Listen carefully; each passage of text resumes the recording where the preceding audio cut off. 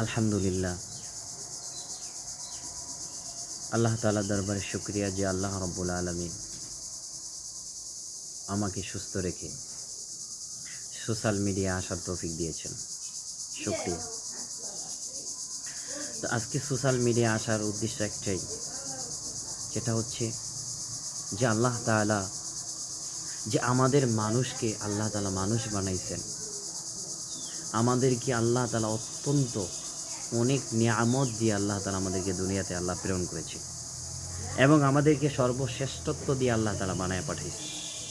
ছোট্ট একটা আয়াত আল্লাহ তাআলার কোরআনুল কারীমের মধ্যে আল্লাহ বলেন, ওয়ালাকাদ কাররামনা বানি আদম। আল্লাহ এই আয়াতে কারিমার মধ্যে আল্লাহ তাআলা বলেন যে আমি প্রত্যেকটা বনি আদমকে তাদেরকে সর্বশ্রেষ্ঠত্ব দিয়ে বানায়া পাঠাইছি। এই বনি আদমের চাইতে আর উত্তম মাখলুক আর মানুষ জমিনের মধ্যে সর্বোচ্চ হতে পারে না। আল্লাহ তাআলা আমাদেরকে অনেক দামি বানায় পাঠাইছেন। আপনি চিন্তা করে দেখেন যে আমাদের ব্রেনটা একটা ছোট হতে পারে, আমাদের দেহটা একটা ছোট হতে পারে, কিন্তু আমাদের এই ব্রেন দিয়ে আমরা সারা পৃথিবী চালাইতেছি। আমাদের এই ব্রেন দিয়ে একটা বড় প্লেন চালাইতেছি, যেটা আকাশ দিয়ে উঠতেছে, প্লেন তৈরি করতেছি, একটা ট্রেন চলতেছে, একটা লঞ্চ চলতেছে। কত বড় শক্তিশালী জিনিস আমরা এই ব্রেনটা দিয়ে চলাইতেছি। আপনি চিন্তা করেছেন আপনার গায়ের শক্তি এবং জোর একদম কম হতে পারে, কিন্তু আপনার ব্রেনের শক্তি এতটাই বেশি আর এতটাই আপনাকে আল্লাহ আপনার ব্রেনকে স্পষ্ট করে দিয়েছেন, যা অন্য প্রাণীকে দেয় নাই, অন্য কোনো কিছুতে দেয়নি। প্রত্যেকটা জিনিসের মধ্যে একটা সীমাবদ্ধতা থাকে। আপনি একটা 4 GB একটা মেমোরি তৈরি করবেন, সেই মেমোরিটা 4 GB হলে আর এটা আপলোড করবে না, এটার মধ্যে আর কোনো 1 ইঞ্চিও পড়তে পারবেন না, আর এটার মধ্যে আর একটু কিছু ভরা যাবে না, একটা পিকচার ভরা যাবে না। আর আমাদেরকে আল্লাহ এমন একটা মেমোরি দিয়েছে, যেই মেমোরিটাকে আপনি চাইলে কোরআন ভরতে পারবেন, বাইবেল ভরতে পারবেন, তাওরাত ভরতে পারবেন, জাবুর ভরতে পারবেন, ইনজিল ভরতে পারবেন, যত কিতাব যত যা কিছু আছে সব কিছু এই ব্রেনের মধ্যে ঢুকাইতে পারবেন। কথা বলেন ঠিক না বেঠিক? সব ঢুকাইতে পারবেন, কারণ আপনার এই ব্রেনটা আল্লাহ তাআলা ওই যে আয়াতে বলছে, ওয়ালাকাদ কাররামনা বানি আদম, আমি আদম সন্তানদেরকে শ্রেষ্ঠত্ব দিয়ে বানায় পাঠাইছি। এই শ্রেষ্ঠত্বের মধ্যে সর্বশ্রেষ্ঠত্ব হচ্ছে আপনার ব্রেন নিয়ে আপনি চিন্তা করেন, ভাবেন আপনার এই ব্রেনটাকে আল্লাহ কত দামি বানাইছেন, এই ব্রেনটা দিয়ে আপনি কী বানাইতেছেন, এই ব্রেনটা দিয়ে আপনি কী করতেছেন। তাহলে আপনার আমার মতো মানুষকে আল্লাহ তাআলা সবচেয়ে দামি বানিয়ে পাঠাইছেন, অথচ সেই দামিটা আমি নষ্ট করতেছি। আবার আল্লাহ তাআলা বলেন এই আদমই সর্বশেষ নিকৃষ্ট। আবার কোথায় বলতেছেন, উলাইকা কাল আনআম বাল হুম আদল উলাইকা হুমুল গাফিলুন।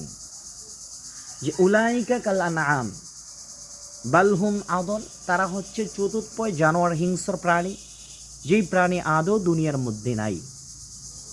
বালহুম আদল উলাইকা হুমুল গাফিলুন, যারা নাকি গাফেল। ব্রেন দেওয়া শর্তে সেই ব্রেনের কাজে লাগাইতেছে না, ব্রেন দেওয়া সত্ত্বেও সে ইসলামিক রীতিবিধান অনুযায়ী চলতেছে না, ব্রেন দেওয়া সত্ত্বেও তার নিজের জীবনকে নিজে সাজায় নিতে পারে না, ব্রেন দেওয়া সত্ত্বেও সে ইসলামিক মোতাবেক তার জিন্দেগি সাজাইতে পারে না, ব্রেন দেওয়া সত্ত্বেও ভালো এবং মন্দ সে বাছাই করতে পারে না।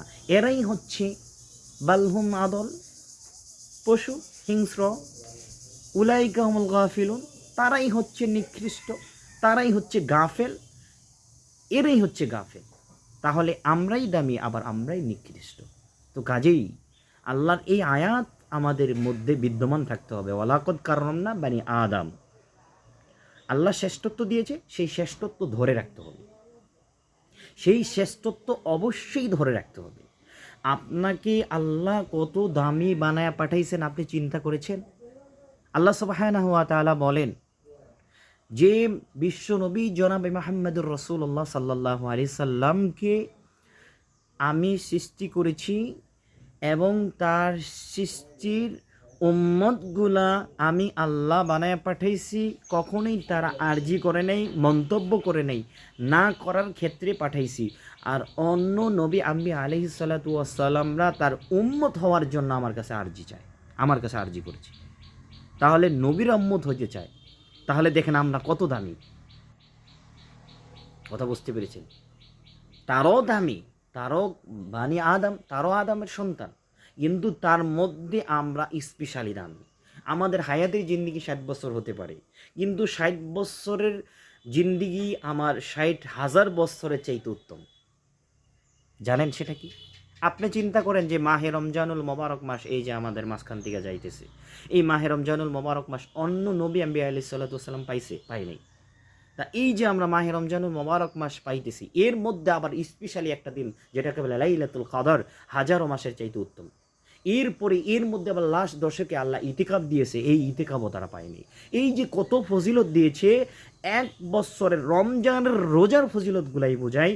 কেউ যদি এই রোজার ফজিলতগুলা যদি পায়, এই রোজার ফজিলতগুলা অন্য নবী আম্বিয়া আলাইহিস সালাতু ওয়াস সালামদের হাজারো বছরের চাইতে উত্তম। তাহলে তুমি কিসের শুকরিয়া আদায় করো না? কার শুকরিয়া আদায় করো না? কার সাথে নাফরমানি করো? কার সাথে তুমি জুলুম করো? কার কার দিক থেকে তুমি মুখ ঘুরিয়ে নাও? কার কথাকে তুমি অমান্য করো? কার দিনকে তুমি ছেড়ে দাও?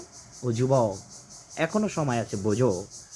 তোমার দুনিয়াতে কেউ আপন নয়, তোমার আল্লাহই তোমার আপন, তোমার রব তোমার আপন, তোমার হাবিবই তোমার সাফায়াতকারী, তোমার হাবিবই তোমার আপন। কার জন্য এত কিছু? তুমি মরে যাও, হাসর ময়দানে যাও, দেখবা তোমার জন্য কেউ কান্না করবে না, তোমার জন্য কেউ যাবে না, তোমার জন্য কেউ মাপ চাবে না, তোমার জন্য কেউ ক্ষমা চাবে না, তোমার জন্য কেউ ডাকবে না, তোমাকে কেউ এক বিন্দু পরিমাণ সওয়াব নেক দিবে না। তোমার সেই দিন হাসরের ময়দানে তোমার নবী ছাড়া কেউ শাফাআতকারী হবে না, তোমার আল্লাহ ছাড়া তো কেউ ক্ষমাশীল হবে না।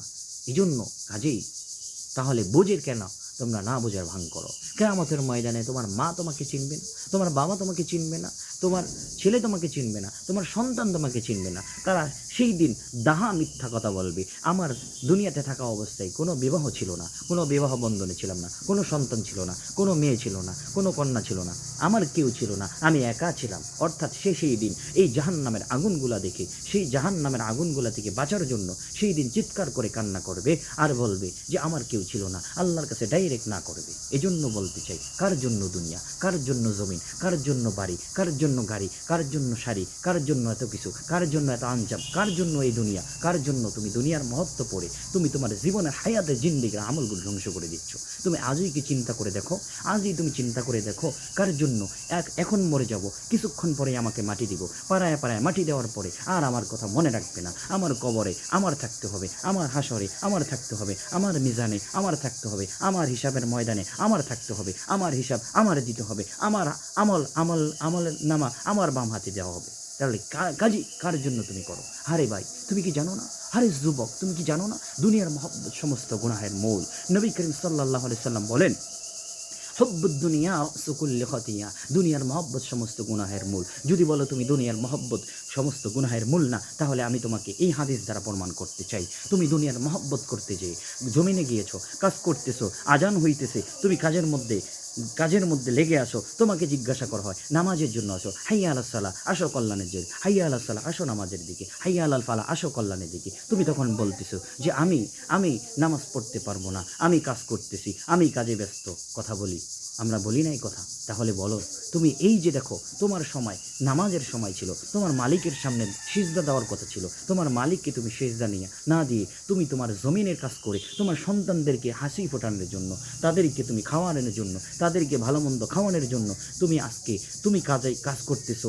অর্থাৎ তোমার কাজ করতে না নাই, কিন্তু তুমি এরকমভাবে কাজ করতেছো, তোমার আখেরাত হারাইয়া, তোমার হাসর হারাইয়া, তোমার মিজান হারাইয়া, তুমি কাজ করতে করতে তুমি মারা গেলা। দেখবা তোমার সন্তান তোমার জন্য 2 ফোঁটা চোখের পানি ফালাবে, আর তোমার কথা মনে রাখবে না, তুমি জাহান্নামে চলে যাবা। কাজেই আমি বলতে চাই, তোমার হিসাবটা তুমি ঠিক রাখে কাজ করো। তোমাকে শুধু দুনিয়াকে আল্লাহ তাআলা তোমাকে কাজ করার জন্য দেয় নাই, তোমাকে দুনিয়া আল্লাহ তাআলা শুধু কাজ করার জন্য দেয় নাই।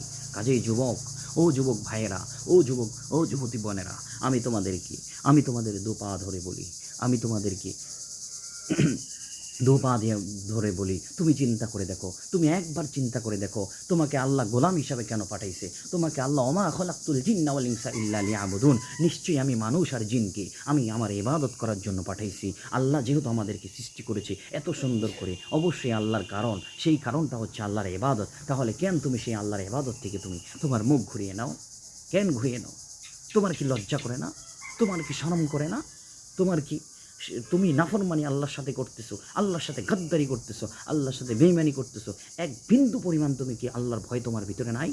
তোমাকে কে সৃষ্টি করেছে? তুমি কার মাধ্যমে আসছো? তুমি কার মাধ্যমে আসছো? তোমার মা অমক, তোমার মা অমক রহিমা, তোমার বাবা আব্দুর রহিম, তার মাধ্যমে তুমি আসছো। তোর মাধ্যমে আল্লাহ তোমাকে পাঠাইছে, তার মাধ্যমে তোমাকে আল্লাহ পাঠাইছে। চাইলে তোমাকে পেটের ভিতরে তোমাকে বলক করে সেখানে তোমার মৃত্যুবরণ করাইতে পারতো।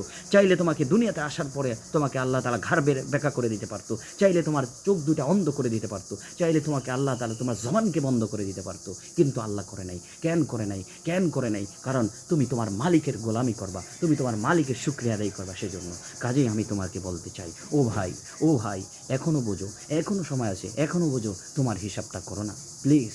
তোমার হিসাবটা করো না। তোমার আল্লাহর কবরে যাইতে হবে, তোমার আল্লাহর সামনে দাঁড়াইতে হবে, তোমার হাসরের ময়দানে দাঁড়াইতে হবে, তোমার আল্লাহর সামনে উপস্থিত হতে হবে। সেই আল্লাহর সামনে তুমি কীভাবে দাঁড়াবা? তুমি সেই আল্লাহর সামনে কীভাবে দাঁড়াবা?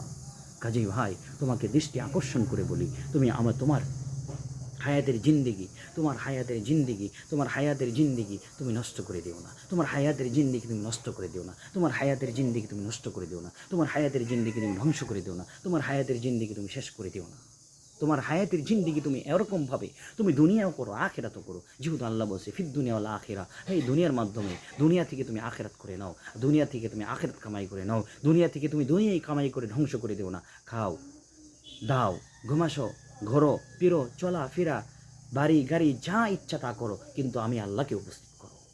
আল্লাহ তোমাকে নিষেধ করে নাই। এরকমভাবে করো না, নামাজের সময় চলে যাবে, নামাজ বাদ দিও না। রোজার সময় চলে যাবে, রোজা বাদ দিও না। হ্যাঁ, রোজার সময় তুমি রোজা রাখতেছো না, রোজা তুমি কাজের জন্য রোজা রাখতে পারো না, তুমি অজুহাত দিচ্ছ আমি রোজা রাখতে পারি না, এই কাজ করি দেখা। আরে ভাই, তোকে আল্লাহ 11 মাস কাজ করার জন্য দিছে, তুই একটা মাস আল্লাহর জন্য ছেড়ে দে, একটা মাস আল্লাহর জন্য ছেড়ে দিয়ে 11 মাসের যত গুনাহগুলো আছে ক্ষমা করায় নে। এরা হতভাগা, তোর জন্যই তো আল্লাহ রোজা দিয়েছে। এই হতভাগা, তোর জন্যই তো আল্লাহ রোজা দিয়েছে। তুই গুনাহ করছ, এই জন্যই তো আল্লাহ রোজা দিয়েছে। তোর গুনাহগুলো আল্লাহ ক্ষমা করানোর জন্য রোজা দিয়েছে। তারপর তুই কেন সেই গুনাহগুলো ক্ষমা করাইতে পারস না? আল্লাহ নবী সাল্লাল্লাহু আলাইহি সাল্লাম বলছেন, আল্লাহ নবী সাল্লাল্লাহু আলাইহি সাল্লাম বলেন, যেই ব্যক্তি রমজানের রোজাগুলো পেয়ে, যেই ব্যক্তি রোজাগুলো পাওয়ার মাধ্যমে সে তার নিজের জীবনকে শুধরে নিতে পারে না, নিজের জীবনকে পরিবর্তন করতে পারে না, নিজের জীবনের গুনাহগুলো ক্ষমা করে দিতে পারে না, এর মতো নালায়েক, এর মতো নাজাহেল, এর মতো মূর্খ, এর মতো পথভ্রষ্ট এবং এর মতো নিকৃষ্ট মানুষ আর জমিনে হতে পারে না। এজন্য ভাই, আকর্ষণ করে বলি, তুই যাই করস না কেন, তুই যাই করস না কেন, ও যুবক ভাই, তুই যাই কিছু করস না কেন, কিন্তু তোর জীবনকে তুই বুঝে নে, তোর জীবনের জিন্দিগির হায়াতের জিন্দিগির সাজিয়ে নে। তুই জানোস না কুল্লু নাফসিন যায়িকাতুল মাউত, তোর মৃত্যু হবে? তুই জানোস না? তুই জানোস না কুল্লু নাফসিন যায়িকাতুল মাউত? আল্লাহ বলছেন প্রত্যেকটা প্রাণীর মৃত্যু হবে। তাহলে তুই কি সেখান থেকে পলায়ন করে যেতে পারবি? কারণ তোকে তো আল্লাহ উত্তম হিসাবে বানায় পাঠিয়েছেন। তোকে আল্লাহ তো অবশ্যই, তুই যদি নিকৃষ্ট হস তোর আল্লাহর কাছে যাইতেই হবে। তুই যদি উত্তম হস তাও আল্লাহর কাছে যাইতে হবে। তাহলে যেহেতু আল্লাহর কাছে যাইতে হবে, আল্লাহর কাছে যাইতে হবে, তাহলে কি নিয়ে যাবি? তুই পরের আয়াতের কথা জানোস না? সুম্মা ইলাইনা তুরজাউন। আল্লাহ বলেন তোর মৃত্যু হবে, তোর মৃত্যুর স্বাদ গ্রহণ করতে হবে, তোর মৃত্যুর স্বাদ গ্রহণ করা লাগবে। সুম্মা ইলাইনা তুরজাউন, সেই মৃত্যুর প্রিপারেশন নে, সেই মৃত্যুর সামানা গোছায় নে, সেই মৃত্যুর জিনিস গোছায় নে, যেন কবরে আসার পরেই যেন তোর কবরটা জান্নাতের সাথে যোগাযোগ হয়ে যায়। তোর কবরে আসার পরেই যেন তোর হাসরের ময়দানটা সহজ হয়ে যায়, তোর মিজানটা সহজ হয়ে যায়। সেখান থেকে যেন তুই আমার জান্নাতে সোজা বিনা হিসাবে যেতে পারস। কাজেই ভাই, তোদেরকে দুইটা পাও ধরে বলি, যুবক ভাই ও বোনেরা, নামাজ ছেড়ে দিস না, নামাজ ছেড়ে দিস না, রোজা ছেড়ে দিস না, আল্লাহর বিধানগুলো অমান্য করিস না। আল্লাহ তোদেরকে অত্যন্ত অনেক ভালোবাসে। আল্লাহর ভালোবাসা থেকে বঞ্চিত হইস না। আল্লাহর ভালোবাসা ছাড়া যা দেখোস সব মিথ্যা, সব মিথ্যা, সব মিথ্যা, সব ধোকা, ধোকা, ধোকা, কসম, কসম, কসম, কসম, সব ধোকা, সব ধোকা। কেউ তোর আপন না, কেউ তোর আপন না। একটু সামান্য তোর স্বার্থে ব্যাঘাত ঘটবে, একটু সামান্য স্বার্থে আঘাত পড়বে, দেখবি তোর থেকে মুখ ঘুরিয়ে নিবে। কিন্তু দেখ আল্লাহর সাথে কত নাফরমানি করেছ, আল্লাহর সাথে আল্লাহর দিনগুলো কত অমান্য করেছ, কখনোই তোর আল্লাহ, তোর মালিক, তোর মনিব, তোর রব, তোর আল্লাহ কখনই কি তোর থেকে মুখ ঘুরাই নিয়েছে? তোর ঘেটিকে ব্যাখ্যা করে দিয়েছে, তোর চোখ দুটাকে আল্লাহ তাআলা বন্ধ করে দিয়েছে, তোর শরীরটাকে অপস করে দিয়েছে। আরে দুনিয়ার মানুষের সামান্য যদি অপরাধ করস তাহলে সাথে সাথে সেখানে তোর পে রাগান্বিত হয়ে তোকে মার শুরু করে দেয়। কিন্তু তুই আল্লাহর সাথে নাফরমানি করস, আল্লাহর সাথে সারাদিন নাফরমানি করতেছিস, সেই আল্লাহ এত ক্ষমতাশীল থাকা সত্ত্বেও তোকে আল্লাহ একটু গজব দেয় না, একটু আযাব দেয় না, তোকে আল্লাহ তাআলা কখনই কোনো অশান্তির মধ্যে রাখে না। তাহলে এই নাফরমানের দলে না, এই নাফরমান, এই হতভাগা, তাহলে সেই আল্লাহকে কেমনে তুই বলে যাস? তোর কি একটু বিন্দু পরিমাণ আল্লাহকে নিয়ে চিন্তা হয় না? তোর কি আল্লাহকে নিয়ে একটু বিন্দু পরিমাণ চিন্তা হয় না? কাজেই আল্লাহ থেকে মন ঘুরিয়ে নিস না, আল্লাহর কাছে তোর যাইতেই হবে, তাহলে তোর জীবনটাকে সাজায় নে।